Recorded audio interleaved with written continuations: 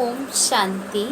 मित्रों, आशा है आप सभी कुशल मंगल होंगे, अपना जीवन और समय परमात्मा की याद में अच्छा व्यतीत कर रहे होंगे।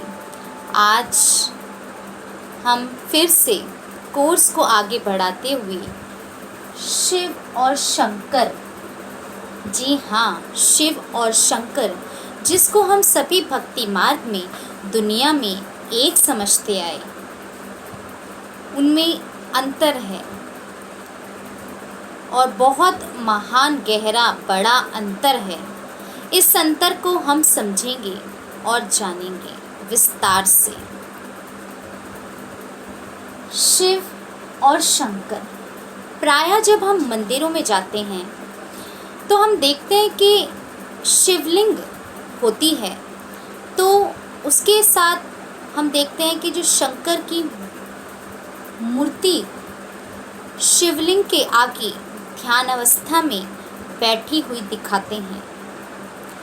तो शिव और शंकर अगर एक होते तो शंकर अगर स्वयं शिव हैं तो उन्हें शिवलिंग के आगे उनकी आराधना करने की, उनकी याद में बैठने की क्यों आवश्यकता होती। ये सिद्ध करता है कि शिव और शंकर एक नहीं हैं, परंतु अलग हैं।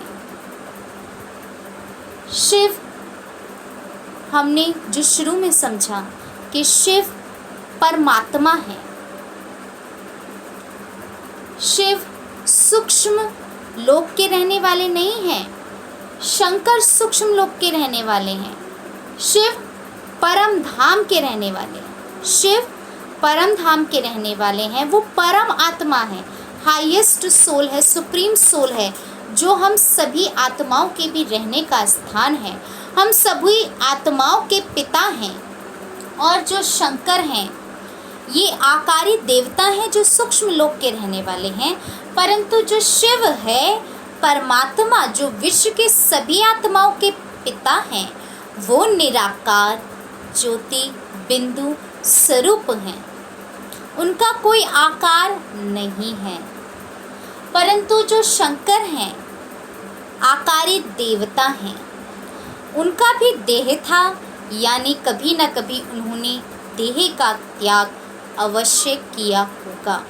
परंतु परमात्मा शिव जो हैं, निराकार ज्योति बिंदु स्वरूप हैं। वो जन्म और मृत्यु से न्यारे हैं, परे हैं, अजन्मा है, अभोक्ता है, देह और देह के बंधनों में नहीं फंसते। इसके साथ साथ शिव को कल्याणकारी कहा जाता है और शंकर जी को विनाशकारी, विनाश का प्रतीक भी कहा जाता है। और जो हम सभी आज पूरे विश्व में, देश भर में शिव जयंती मनाते हैं। जैसे कृष्ण जयंती होती है, हनुमान जयंती होती है, श्री कृष्ण जयंती होती है, शिव जयंती भी मनाते हैं। अर्थात शिव का जन्म दिवस, यानी शिव जो हैं उनका भी कभी ना कभी जन्म हुआ था। अब यहाँ बात उठती है, शिव निराकार ज्योति बिंदु स्वरूप, विश्व के सभी आत्माओं के जो पिता हैं, उनका जो जन्म होता है वो किस प्रकार से होता है। उनका दिव्य अवतरण होता है। जिस प्रकार हम सभी मनुष्य आत्माओं का जन्म होता है गर्भ के द्वारा, उस प्रकार से शिव का जन्म नहीं होता। परंतु जन्म होता ज़रूर है सृष्टि पे, तभी उनकी याद में हम शिव जयंती मनाते हैं बार बार। और शिव जयंती ही एक चीज़ है जिसको हम शिवरात्रि भी कहते हैं। अब रात्रि क्यों कहा जाता है? रात्रि यानी जो ये समय, इस समय हम देख सकते हैं, ये कलयुग जो चल रहा है, ये रात्रि के समान बिल्कुल हमें प्रतीत होता है। जब घोर अंधकार है, अंधियारा है, पांचों विकारों की चरम सीमा है, अंधकार रूपी पट्टी आंखों पे सभी आत्माओं की बंधी हुई है, सब पाप आत्माएं बन चुके हैं, दुख में, तकलीफ में, कष्ट में, परेशानियों में अपना जीवन व्यतीत कर रहे हैं। इसी कारणवश परमात्मा को हम सभी आत्माएं इतना पुकारती हैं, बुलाती हैं, और हम सभी आत्माओं की पुकार सुनकर स्वयं परमात्मा इस सृष्टि पे अवतरित होते हैं और उनकी यादगार में हम प्रायः शिव जयंती अर्थात शिवरात्रि मनाते हैं।